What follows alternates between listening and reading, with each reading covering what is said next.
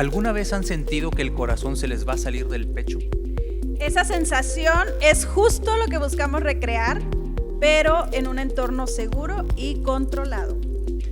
El ecocardiograma de estrés es un simulador que lleva el corazón al máximo para mostrar lo que en reposo permanece oculto. Y para explicarnos cómo esta herramienta diagnóstica puede cambiar la historia clínica de un paciente, recibamos al doctor Edgardo Figueroa Calderón, médico cirujano partero por la Facultad de Ciencias Médicas y Biológicas, Dr. Ignacio Chávez, de la Universidad Michoacana de San Nicolás de Hidalgo. Hizo la especialidad en cardiología hemodinamia por la Universidad Autónoma de Nuevo León y subespecialidad en técnicas avanzadas de diagnóstico por ultrasonido en cardiología por la Universidad Autónoma de Barcelona. Bienvenido, doctor.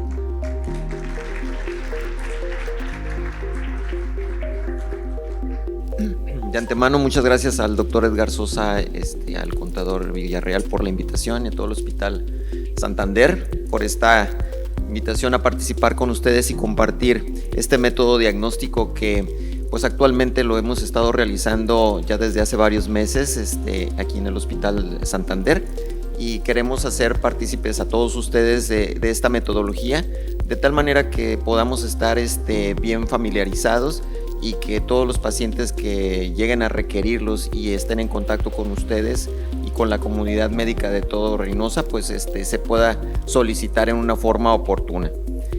Bien, primero pues mencionar que el ecocardiograma de estrés es una de tantas herramientas diagnósticas que utilizamos en cardiología, y pues es un método que de primera instancia es ampliamente utilizado en todo el mundo y está dirigido no solamente a estudiar la enfermedad coronaria, pero la mayoría de los pacientes, tomando en consideración la gran prevalencia a nivel mundial, y obviamente México no es la excepción, de esta gran incidencia de las enfermedades cardiovasculares y en especial la cardiopatía isquémica, que ocupa el mayor porcentaje, vamos a ver que este método diagnóstico nos va a ser de bastante ayuda para diagnosticar a los pacientes. Es una técnica, como les comentaba, que permite no solamente detectar oportunamente la cardiopatía isquémica, sino también pacientes que ya se conocen con ella y que han tenido un evento coronario y que se requiere saber si realmente conserva tejido que se encuentre vivo y puede ayudársele con un método terapéutico adecuado, y esto vaya a mejorar el pronóstico de los pacientes en su vida y en su calidad de vida. Así, es un método que está con gran cantidad de difusión en todo el mundo, y como les comentaba, nos permite estratificar el riesgo y predecir el pronóstico de estos pacientes antes y después de tener un evento coronario. Les mencionaba que aunque lo más frecuente por lo cual a nosotros nos llegan los pacientes para estudiarlos con este método, existen otras múltiples aplicaciones, y cada vez con el paso de los años se ha hecho más presente que podamos evaluar e integrar a los pacientes una evaluación precisa en cardiopatías valvulares, en pacientes que tienen cardiopatías hipertróficas, que son padecimientos cardiológicos congénitos adquiridos.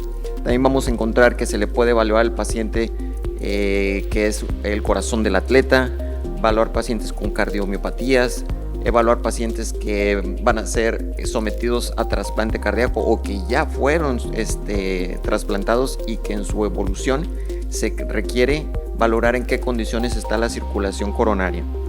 Y así podemos mencionar otras aplicabilidades en la hipertensión pulmonar, y pues bueno, como ustedes observan, es una metodología bastante versátil que permite estudiar el corazón bien.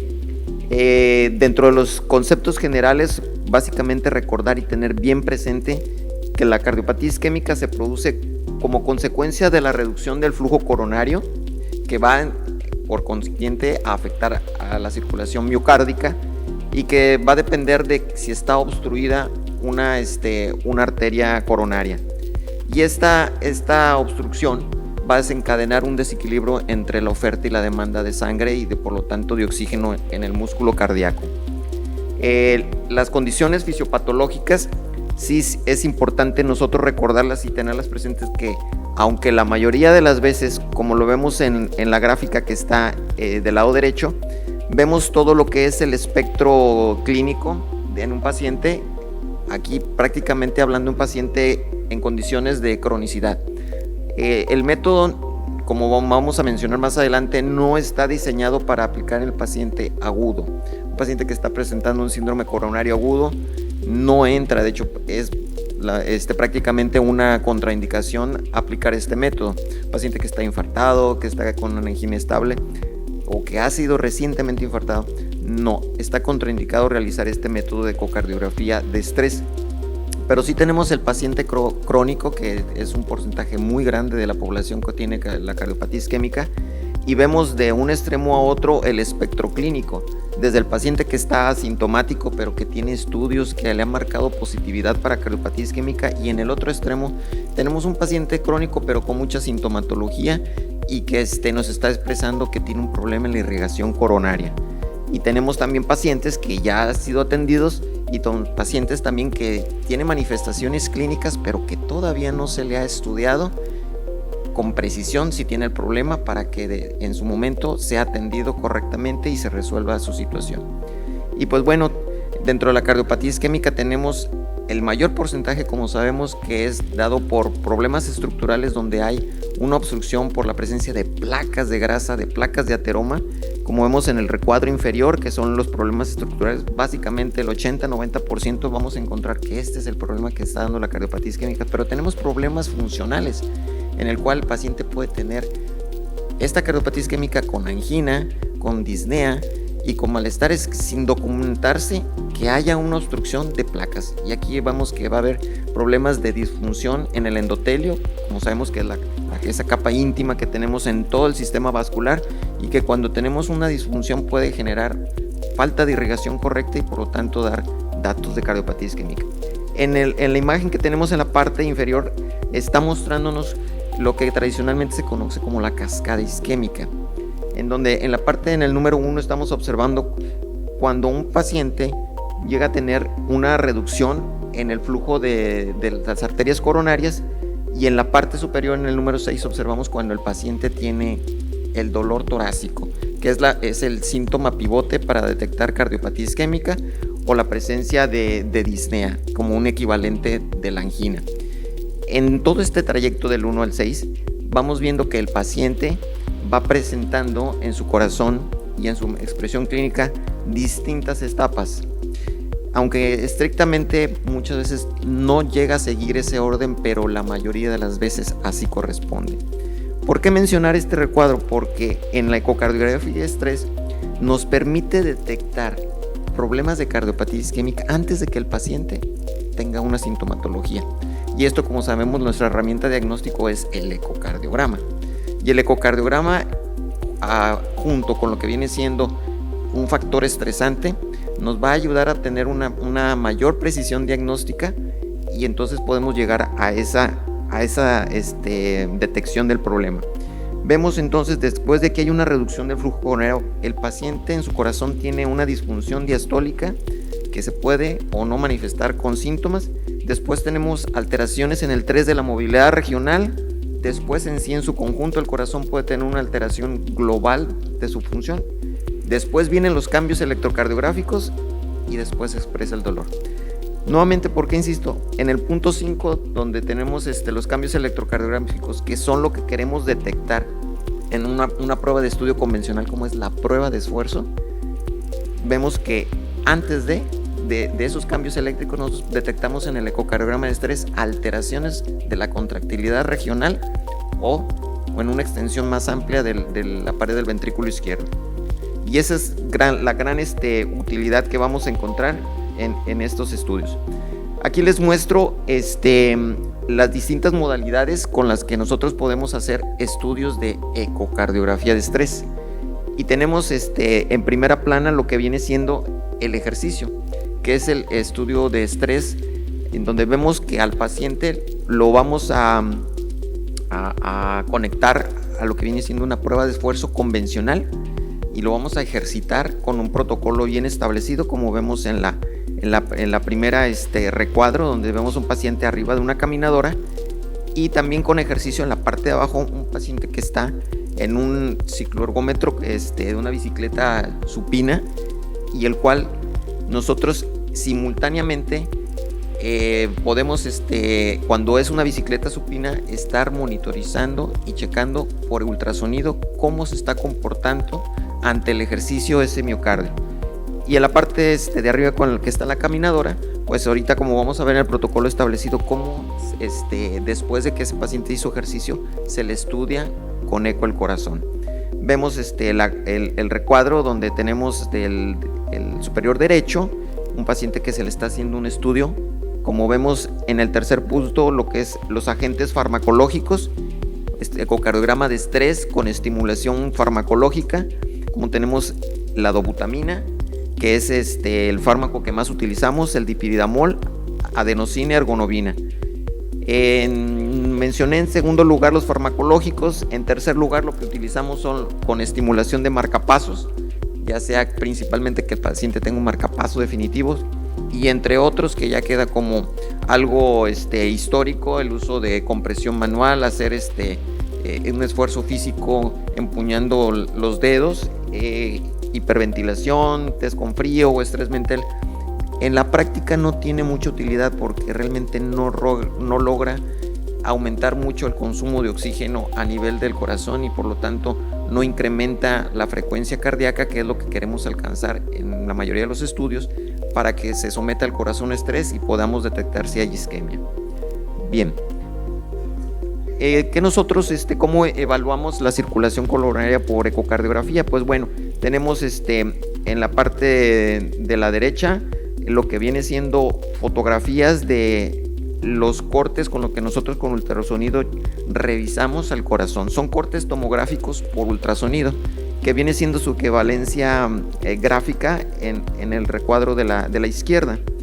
Y entonces estamos observando cómo el sistema arterial coronario irriga a determinados territorios, de tal forma que indirectamente, si nosotros ver los vasos coronarios con ecocardiografía, sí vemos el territorio que irrigan esos vasos coronarios, y es estudiar lo que es la contractilidad de las distintas paredes del corazón.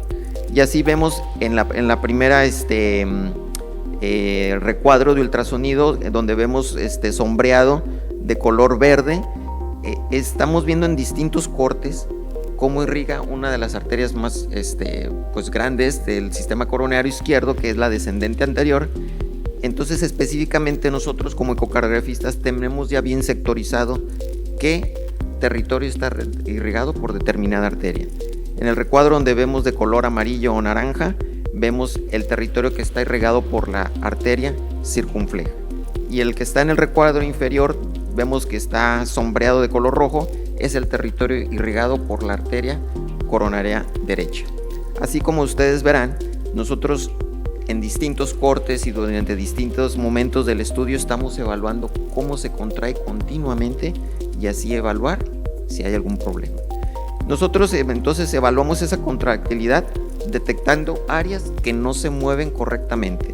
La respuesta normal, como vamos ahorita a ver en unas imágenes con video, vamos a ver cómo se contrae normalmente el corazón, pero el objetivo es detectar si, de acuerdo a su historial clínico, que el paciente esté refiriendo a algún dolor torácico, ya sea o no con características anginosas o tenga disnea, nosotros considerarlo candidato para este estudio y evaluar esa contractilidad, de tal forma que se da una puntuación a cada alteración en esta contractilidad. Cuando se contrae perfectamente normal o incluso está incrementada esa contractilidad, se le da un puntaje de 1. Si nosotros observamos que hay una reducción en esa contractilidad, que lo que viene siendo sea menor del 40% del grosor, entonces hablamos que es una hipocinesia. Cuando es menos de ese 10%, hablamos que hay esa falta de contractilidad y lo denominamos como acinesia. Después tenemos otras alteraciones que pueden estar, como son la numeración de puntuación 4, cuando el paciente tiene un movimiento paradójico, que en vez de acercarse y reducir la cavidad ventricular izquierda, se aleja del centro de la cavidad, y en forma paradójica es un movimiento disinético, paradójico. Y pueden tener en condiciones de reposo formación aneurismáticas, o un tejido que está alquinético, que no tiene movilidad, se puede hacer con formación aneurismática. A base de este puntaje, nosotros establecemos un índice de puntuación de movilidad, y el valor normal es de 1, que corresponde a la suma de estos puntajes que se le da a cada uno de los segmentos, y se va a dividir en el número de segmentos visibles. El puntaje normal es de 1. Si empieza a incrementarse el valor, eso nos habla de una situación de un pronóstico más desfavorable para el paciente, porque nos habla mayor compromiso en la extensión de la irrigación coronaria, que está comprometida. Así, de esta forma, nosotros evaluamos 17 segmentos, y todos esos 17 segmentos, en los distintos cortes tomográficos, evaluamos la contractilidad. El ecocardiografista, de alguna manera, pudieras verse como algo complejo, pero la experiencia de muchos años lo permite identificar cuál arteria es la que en un momento dado ese territorio está comprometido. Sin mencionar que, aunque no es estrictamente como vemos en esos sombreados de colores a qué arteria corresponde, muchas veces la circulación coronaria se llega a empalmar. El mismo territorio de una pared puede estar irrigado por dos arterias, por ejemplo, puede ser parte de la arteria circunfleja y parte de la corona derecha, pero es altamente orientador esto para determinar las alteraciones. Aquí vemos cómo nosotros tenemos equipado cuáles son las ventajas de realizar estos estudios en sus distintas modalidades. El ecocardiograma de estrés en banda es básicamente el estudio de primera intención, o más recomendado que se deba solicitar cuando se sospecha que hay un problema de cardiopatía isquémica. Puede estar por arriba de lo que es los estudios farmacológicos, porque es un estudio más fisiológico. Estamos sometiendo al paciente a un esfuerzo que puede estar reproduciendo lo que le pasa a él el día a día en su vida cotidiana. Y las ventajas de este método de estrés con ejercicio en banda, y obviamente estudiado con ecocardiografía, es que en la mayoría de los hospitales o centros donde hay un gabinete cardiológico, pues tenemos la banda sin fin, tenemos simultáneamente ese registro eléctrico de lo que está pasando, tenemos que se utilizan los mismos protocolos que se utilizan en una prueba de esfuerzo convencional, que no es con ecocardiograma, los protocolos de Bruce modificado. La banda, obviamente se trata de alcanzar el mayor consumo de oxígeno a nivel del corazón, y cosa que pues no se llega a alcanzar cuando se está haciendo al paciente acostado y se está haciendo con fármacos. La duración de la prueba es menor que a la que se utiliza cuando es con fármacos. No se tiene que canalizar al paciente, es más fisiológico, como les comentaba. El riesgo de complicaciones son las mismas que a un paciente que se somete a una prueba de esfuerzo convencional, y evalúa tanto la capacidad de ejercicio, la respuesta cronotrópica, la respuesta presora que tiene durante el ejercicio, y evalúa en forma conjunto con el ultrasonido, lo que nos permite mayor precisión diagnóstica esas alteraciones. Ustedes pueden observar en la parte de la imagen, de la parte inferior derecha, vemos la caminadora, tenemos el monitor donde vemos el trazo electrocardiográfico en el centro, la camilla donde está el paciente. Inicialmente, cuando nosotros hacemos este estudio, acostamos al enfermo, y en condiciones de reposo antes de caminar, tenemos que por ecocardiografía revisar pues todo que es la estructura cardíaca, para detectar si hay alguna contraindicación o no de hacer el estudio, visualizar en reposo cómo están las distintas contractilidades tanto de los segmentos como en forma global, o si hay alguna valvulopatía. Todo eso nosotros lo revisamos. Posteriormente, como vamos a ver en las siguientes imágenes, vemos aquí ya como en la práctica cómo nosotros estamos adquiriendo esas cortes tomográficos por ultrasonidos que les observaba en forma gráfica. Estamos viendo lo que conocemos como eje largo parasternal. Encontramos las proyecciones apicales, que se conocen de 4 cámaras, porque observamos las 4 cavidades cardíacas, las de 2 cámaras, y en la parte inferior derecha vemos lo que es un eje corto, como una dona, que vemos perfectamente bien en forma global cómo se está contrayendo el corazón. Si nosotros detectáramos que una porción de cada uno de los 17 segmentos está teniendo cambios, que baje la contractilidad, que no se contraiga, ahí nos está indicando que hay un problema en la irrigación de las arterias coronarias. Aquí tenemos lo que viene siendo el protocolo que nosotros realizamos cuando un paciente lo hacemos con ejercicio, pero no es en una caminadora, sino es en una bicicleta ergométrica, en el que el paciente se le coloca no completamente en decúbito lateral, sino que tiene una poca inclinación, pero la gran ventaja que tiene, a diferencia de la ecocardiografía en banda, es de que nos permite, mientras hace el paciente el ejercicio, estar viendo con el ecocardiograma cómo se contrae el corazón. Y aquí estamos observando que con distintos niveles de carga, de presión sobre el pedaleo que está el paciente haciendo, se va haciendo un incremento cada 2 o 3 minutos de esas cargas que se miden en watts, y durante eso nosotros vamos midiendo múltiples parámetros por ecocardiografía. ¿Cuáles son los puntos finales que queremos llevar con estos estudios? Pues que el paciente realice cuando menos un 80% de la carga de esfuerzo. Nosotros detectar si hay cambios electrocardiográficos, detectar si hay cambios en las alteraciones de la contractilidad por el ultrasonido, y también detectar si el paciente durante ese esfuerzo vuelve a reproducir el dolor que está expresando como sintomatología. ¿Cuándo tenemos que suspender el estudio? Pues definitivamente cuando el paciente, su dolor sea muy intenso y ya estamos detectando que hay una correlación clínica, cuando hay un agotamiento de ese pedaleo, o cuando hay un descontrol hipertensivo. Asimismo, pues cuando se detecta, por ejemplo, arritmias severas, son causas para suspender el estudio. Bien, el estudio de ecocardiografía de estrés que más se realiza, al principio mencioné que el de esfuerzo pudiéramos decir que es de primera línea. Sin embargo, mucho tiene que ver de las experiencias de cada centro en que esté más familiarizado en hacerse el ecocardiograma de estrés. En la mayoría de los centros pudiéramos decir que el 90% o el 80% de los estudios son estudios de estrés farmacológicos, en el cual la mayoría de las veces ese fármaco es la dobutamina, que como sabemos pues es un inotrópico positivo que nos va a ayudar a incrementar la frecuencia cardíaca y la fuerza contractil del corazón. Ese inotropismo que aumenta el consumo de oxígeno en el miocardio, y eso, si el paciente tiene un problema, va a provocar lo que es la isquemia, y nosotros detectar el problema. Bien, aquí vemos nuevamente en esta fotografía donde vemos la camilla del lado derecho, en medio la máquina de ultrasonido, y obviamente también del otro lado tenemos la bomba de infusión, donde nosotros vamos a estar pasando al paciente el medicamento. Tenemos que en forma dosificada estar pasando estos fármacos.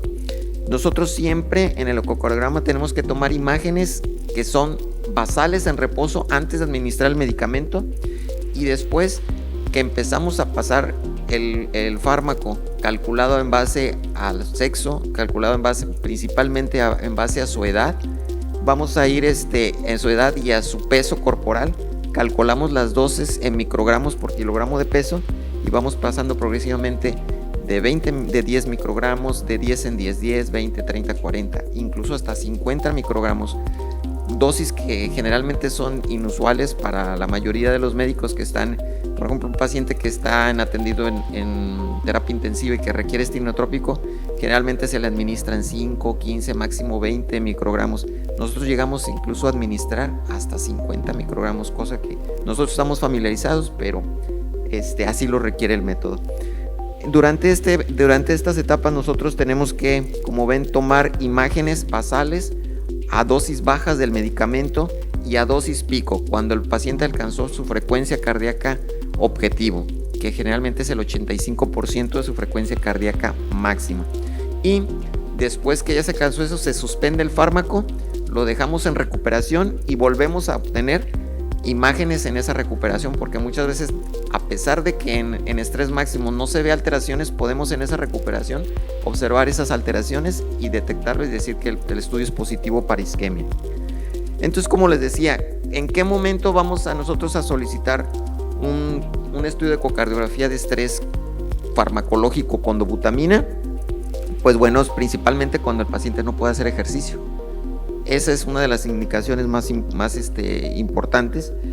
Cuando nosotros tenemos trastornos de la conducción intraventricular que tienen un bloqueo de rama izquierda, también se requiere para estratificar pacientes que han tenido infartos, pacientes que van a ser sometidos a valoración preoperatoria de cirugía no cardíaca y pacientes que queremos evaluar lo que es patologías de estenosis aórtica, como vamos a mencionar ahorita con ciertas especificaciones. Bien, aquí tenemos un estudio de ecocardiografía donde evaluamos lo que es la viabilidad. Un paciente que ya ha tenido un síndrome coronario agudo, el cual ya se le atendió y se quiera estudiar posteriormente si el tejido está necrótico o el tejido todavía tiene viabilidad y pueda ser llevado a un procedimiento de reperfusión, o sea, que se le abre el sistema coronario, ya sea por una intervención quirúrgica o por una angioplastía, de tal manera que le mejore esa contractilidad con fines pronósticos y de sobrevida y de calidad de vida del paciente, su situación funcional. Esto, si ustedes observan con mucha minuciosidad, es un paciente que tuvo un infarto en lo que es en la pared inferior. En la imagen inferior de los 4 cuadrantes inferior izquierda, el apuntador no me da mucha luz, pero observamos un ventrículo izquierdo en donde hay una falta de contractilidad en uno de los segmentos que ya estuvo infartado, pero que al momento de que nosotros administramos dobutamina, ese segmento puede llegar a mejorar la contractilidad, como lo vemos aquí. Nosotros lo analizamos en cada recuadro grande. Tenemos una fase de reposo, de dosis bajas de dobutamina y recuperación. Aquí observamos que durante las dosis bajas, ese segmento que no se contraía correctamente aumentó sin llegar a la normalidad, pero conforme vamos incrementando las dosis de dobutamina, vuelve a empeorar la contractilidad. Es un tejido que tiene viabilidad, pero simultáneamente tiene isquemia. Cuando esto pasa en múltiples segmentos, lo hace candidato a que el paciente sea llevado a sala de hemodinamia, o dependiendo de la evaluación completa de su angiografía, pudiese, si tiene mucho territorio trivascular que requiere un manejo quirúrgico, pues bueno, sería la cirugía de revascularización con bypass. Bien, este es el protocolo con dipiridamol. También es un protocolo en que el fármaco se utiliza, es un vasodilatador coronario y que el mecanismo de estrés es básicamente por robo coronario. Esto, como sabemos, la circulación coronaria ante lo que es el dipiridamol dilata los vasos, aumenta el flujo en la circulación coronaria, pero cuando está con problemas de isquemia, esa circulación coronaria es insuficiente y se desplaza al territorio normal. Entonces, un tejido isquémica en el cual el territorio coronario normal le roba ese flujo, experimenta mayor isquemia, y en las imágenes de ultrasonido nosotros podemos detectarlo. Aquí este estudio nosotros lo podemos utilizar también para pacientes que no pueden ejercitarse, pacientes que tienen marcapaso, pacientes que tienen bloqueo de rama izquierda, pacientes que tienen arritmias y que pueden interferir para que pueda uno evaluar correctamente la contractilidad. Es importante mencionar que el ecoestrés nosotros utilizamos ecorrealzadores para mejorar la visualización en la contractilidad. El hecho de que no todos los pacientes tienen una ventana de ultrasonido apropiada para valorar esa contractilidad. Existen sustancias que permiten realzar. Aquí nosotros vemos de color más más blanco, que es hiperecoico y nos permite delimitar esos bordes de la cavidad ventricular, y cuando no observamos correctamente esto nos lo refuerza y decimos, aquí hay un problema que yo no veía si no había administrado el ecorrealzador. Tener más de 2 segmentos que no se observan es una de las principales indicaciones para utilizar ecorrealzador. Bien, no voy a mencionar todo lo que está mencionado aquí escrito, pero sí recordar que tenemos el ecoestrés con ejercicio, con fármacos inotrópicos o con fármacos vasodilatadores. Cada uno tiene respuestas fisiológicas diferentes y en unos tiene una mayor aplicabilidad que en otros. No es un método preciso, pero sí tiene mayor precisión diagnóstica que una prueba de esfuerzo convencional. Tenemos datos que son falsos positivos, tenemos que nos da estudios falsos negativos. Entre otros, pues tenemos que el paciente pueda tener mala calidad de la ventana ecogénica, tanto para lo positivo como para lo negativo. Y existen ciertos datos que nosotros debemos valorar y sobrepesar en cada uno de los pacientes. Bien, pues entonces comentarles que el ecocardiograma de estrés lo tenemos disponible aquí en Reynosa. El Hospital Santander cuenta con la tecnología para hacer estos estudios y pues bueno, es un método versátil, bastante accesible, costo efectivo también bastante bueno, y en un momento dado la ciudad cuenta con el recurso sin necesidad que el paciente tenga que desplazarse a otra ciudad para poder realizarse. Con esto doy por concluida mi participación y agradezco todo su presencia.